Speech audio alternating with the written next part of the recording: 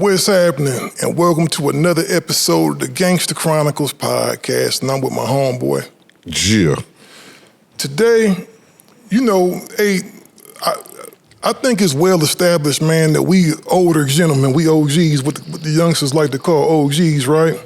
Right. But I like to think that we come from the dopest time period of our heyday, the 90s, the late 80s and the early 90s. Don't you think them was probably the dopest times in hip-hop? Them was some good years, man. Some good years. We had some real, we had the introduction of the street shit and hip hop was kind of universal, we appreciated all type of motherfuckers, you know what I'm saying? You can bang you some West Coast shit, but then you still can bang you some motherfucking EPMD or some LL Cool J, Big Daddy Kane, you feel me? It was a good era. And the biggest thing is everybody was original. There wasn't no more MC8s. There wasn't no more Big Daddy Kanes. You didn't have, right now, you can't tell people apart. They sound just alike. Well, the art of storytelling seems to be, diminished. Forgotten. We had tales from the hood, so to speak. We had a lot of, even to not be on some street shit. East Coast homies told tales too. You get me? Well, that's how you learn about everybody's community across the country. Whether it was LL telling stories about, I need love, or Hollis Queens. And Run DMC telling stories about, they Adidas and shit like that. Concepts and stories and shit is what kept the ear intrigued. And that's what made it a good era, because everybody, we had the shit called, niggas was biting. Nobody wanted to bite each other. Yeah, that was like a cardinal sin back then. You got a billion niggas saying Gia right now. You feel me? Yeah, for sure. I told y'all, man, Eiht need his publishing. Niggas, we had, like I said, the niggas made records of don't bite my shit. You get me? Yeah, for real. And I don't want nobody to say that we out here, because it is some dope youngsters out here. Oh, definitely. Some dope youngsters out here, some dope kids out here doing their thing. In this era of what is called hip hop, you got a few storytellers out there, a few niggas who done been through some situations, who ready to tell their stories and, make good music. Like I said, any motherfucker can make a song or rap. Right. Can you put together music in the sense of where it's considered, you just not making a gang of run-on sentences together and shit. You telling a story, taking a nigga to the progress as far as the song is concerned.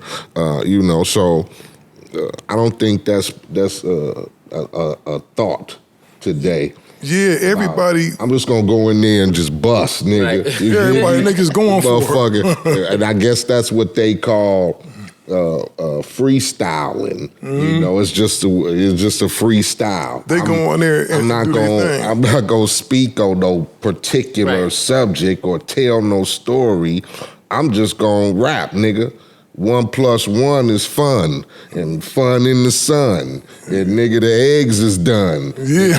That's exactly how they doing it right now. That's crazy. That's how they doing it. But you know what, man? We had a lot of dope people, man, that took us through journeys to their prospective neighborhoods, man. The guy we got on stage with us tonight, now, you know what, you did put out a rap album, so I can say you put out a rap album. Yeah, some bullshit. I tried it. But you told your stories, man. Tyrin said, I tried that shit. You gave everybody a glimpse of what LA was like. Right. So the thing about the album is that I did a video with Scarface called the Mary Jane video, and so I was like, damn, all the rappers trying to be actors. I said, fuck it, let me try this shit.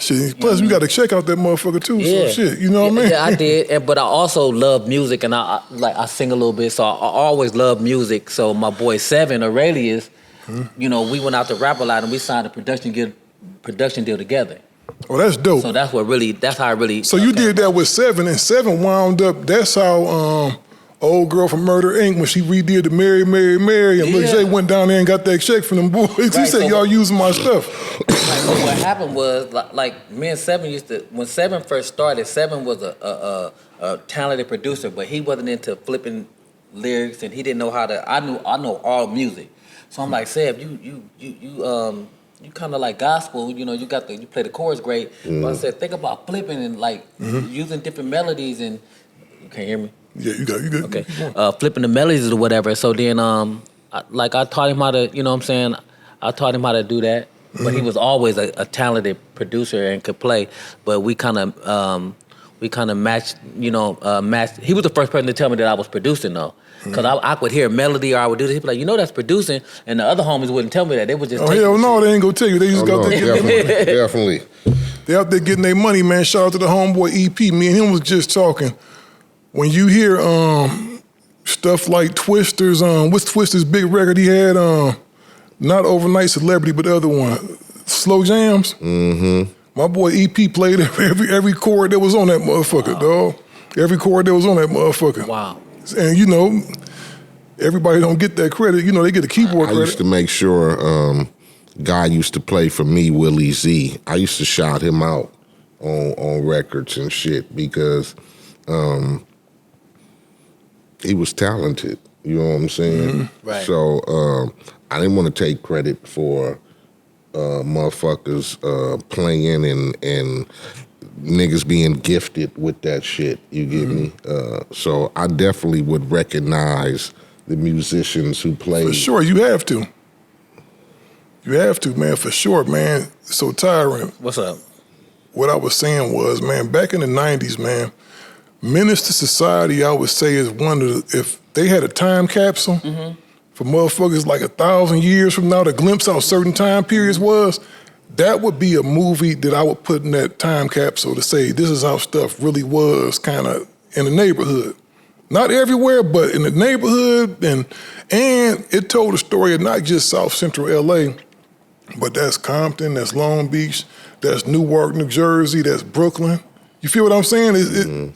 You know, the characters change a little bit and the dress code changed a little bit, but it's the same stuff going on. Right. When y'all did that movie, this is for you too, Eiht. When y'all did that movie, man, 30-something years ago now, did y'all think it would have the impact that it has today?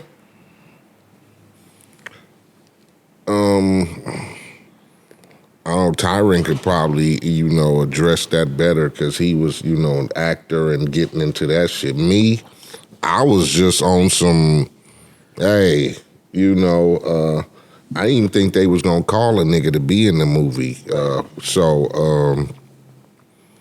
But to think about, you know, down the road and history and future, and I just saw it as, you know, it was a gang of movies being made at that time that focused on the neighborhoods and poverty and the gang violence and the police brutality and all of that shit. So I don't know if I saw it going as far, you get me? Because, you know, with rap and shit or hip hop, whatever, we was always kept to a certain, you know, we was always looked upon as,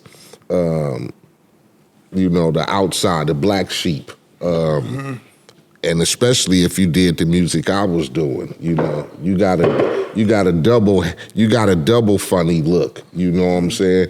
They already didn't like the fact of the hip hop, but then if you did what we was doing, you know, talking about the oppression in the streets and the gang violence and all of that, they really didn't like a motherfucker. So I don't know if I saw it getting as big as it could be because of the nature of what it was. Now to us, it was gonna be the shit. You get me? But it's like that crossover shit. You know, you put out a record and you aiming for it to be great in your sector, but then next thing you know, that motherfucker playing all over in Europe, and you can walk through the fucking casinos in Vegas and they got it in the elevators and you reach that crossover status. So I don't know if I thought it would reach that crossover status It definitely crossed over.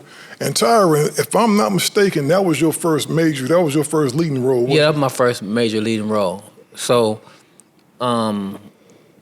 what should we start? Did I think it was going to be successful? Oh, did you even? Let's go back to you auditioning for the motherfucker. Okay, let's go there. You know what I mean? So, me audition. So I'm at the house. I just finished auditioning for Boys in the Hood like 2 weeks before then. Mm-hmm. John Singleton, like, oh, you perfect for the part. So I'm thinking, this is when I first learned about Hollywood. I'm like, John Singleton said I'm perfect. I'm like, okay, cool. I'm finna be in Boys in the Hood. I'm excited. And then when I didn't get the part, I'm at the house with my girlfriend at the time in high school. You know what I'm saying? Rubbing on her. And are you in high school at this time? I was in high school. A year removed from high school. My girl was still in high school, so she was in 12th grade. I just graduated. Mm-hmm. And so I'm at the house, and all I hear, how to survive in South Central? And I'm like, I see it on the jukebox. Remember we had jukebox back in the day and all that stuff. And I'm like, wait a minute. I said, that's the movie. I'm hearing the lines on the TV, and I'm like, I just auditioned for that. Mm-hmm. So, and I said, it's just gonna be crazy. I could just tell the energy of it. The movie was gonna be huge. Mm-hmm. So I was kind of like, damn, that was my shot. Mm-hmm. And then next thing I know, like a month or two later, like I got the call from Menace. My homeboy, rest in peace, Tommy Gunn. He and my homeboy Tylo, we drove to the audition with no brakes, with a red. It was like a Seville or something. They had no brakes. We had like $5 worth of gas. We tried to get to Hollywood. Mm-hmm. I didn't comb my hair. I didn't do nothing. I was like, man, it ain't nothing. It's just some random. That's when you wind up getting some shit though. Most of the time, the shit you think ain't gonna be nothing. Right. That's when it pop off. So I get there, and Alan Hughes is like, man, we've been looking for you for years. I said, huh? Mm-hmm. I'm like confused. Like, what did they see? Where they want me? So they seen the Rhythm Nation with Janet Jackson. They seen me do Michael Jordan's Playground. They seen and I did this America's Most Wanted where I played the blood. Sorry, Eiht. Mm-hmm. I played the blood. Mm-hmm. And so then they was just like they seen all those different kind of characters, and they was like, okay, well, we seen him in Janet Jackson, Rhythm Nation, so we know he has emotion and it was in facial expression that we like. So then when I played the blood, they seen I knew how to. What's happening? Give it. They knew I knew how to do all that. Mm-hmm. So to them they said he's the guy. He's young, because they didn't want to say Crip or Blood in the movie. We needed somebody that would just like have the street right. Straight from that's true, because you never knew. They never really identified who. We didn't try to. That was one of their points. I mean, because we had just had we had Colors, right, who was heavy influenced on Crip and Blood, and I'm pretty sure that brought a lot of tension to people for exploiting that.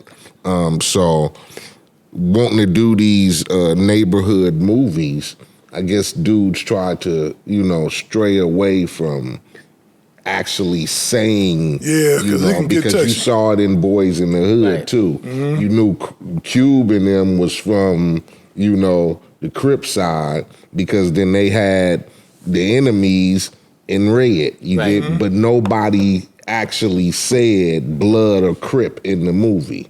So you never heard that's what we tried to. I guess that's what they tried to focus on with Menace. You get me? Right.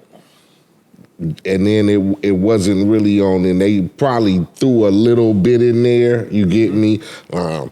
Putting me in the movie. The dudes who shot Tyrin and them, they was in Burgundy at the hamburger stand.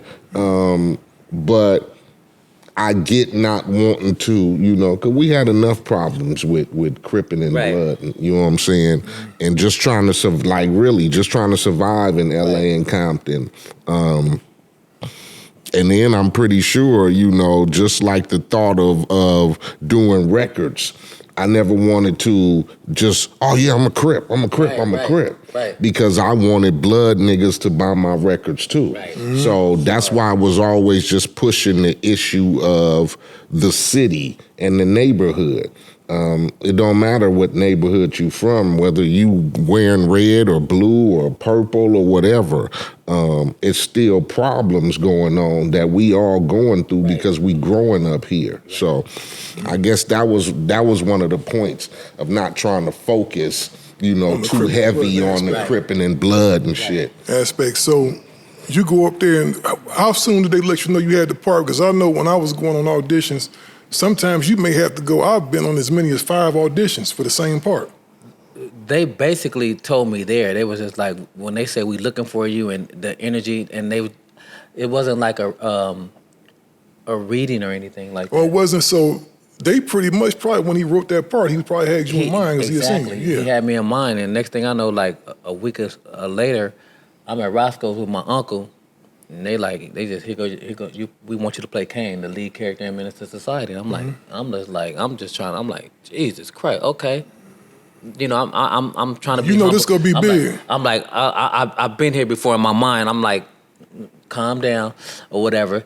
So to your point, when I got the film, I did not know it was gonna be huge like that. I thought like, I believed in me, and I was like, it's gonna be I'm gonna give my all to it, but I had no idea that it was gonna be like that until I went to the screening. And it's a certified classic. When I went to the screening of it, when they first screened it for the audience, and I was in the screening, and they were cheering, and they were crying, and they were laughing, and all those 3 elements let me know that we had a hit. They did all 3 of them. Was you at the premiere, Eiht? Yeah, I think I was there. I don't know if he went. I went to the screening right before. Yeah, because the screening is different than the premiere. This was right before. It was right before all the real. It was like when they have the audience from. You know how they have an audience. Yeah, they bring that audience in. Yeah, come see it, and they laughed, they cried, they started clapping, they were cheering, they did everything. I said, oh shit! I said, I knew, and then the way it was filmed, it wasn't a typical street. It was the way it was.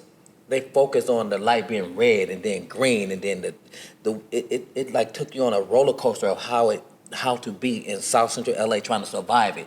You know what I mean? Mm-hmm. It was like it was directed. It wasn't just a bunch of niggas talking about nigga break your. You know what I'm saying? It wasn't like that. Yeah. Like we actually cared. It's like even when we in the car, Eiht like, hey man, you niggas acting like bitches. Like nigga. You know what I mean? Like we was friends. It wasn't just like some niggas. Let's just go do this shit. And we had each other back. Yeah, you could tell that y'all had a camaraderie and a thing. Yeah. Like, Eiht played the big homie perfectly. Yeah. He played the big homie perfectly because he was telling everybody had a certain reverence and respect for him when he say, y'all niggas shut the fuck up, y'all sound like some bitches. Yeah. And then he'd say something funny. Yeah. And then when he had to, when we came short, he finished it off. Like when dude was running, hey man, you need some help, man. Like we got it. We don't need no evidence. We don't need nobody almost alive. Dump. We out. You know what I was gonna say? Exactly. Like the big homie, like nah, we don't need nobody to live, nigga. And my homie Fonby go appreciate this. When I hustled, we hustled in front of a hamburger stand that was on Anaheim, just like that, across the street from it on Ohio and Anaheim in Long Beach, right? And when I tell you without going into too much detail, when shit go down, it go down just that quick. Oh, definitely. So it was a very realistic scene. That right there, it was very realistic because that's how it happened. You either somewhere chilling or somebody else just somewhere chilling and they don't have no idea on what's about to happen.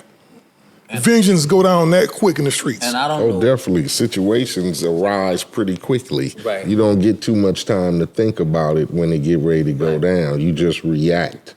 Right. And hopefully you've been out there enough that your reaction time is good when you know some shit's getting ready to go down. Because if that's not, then usually that's how you get caught slipping and niggas end up dead. Gangster Chronicles, we gon' tell you how it goes.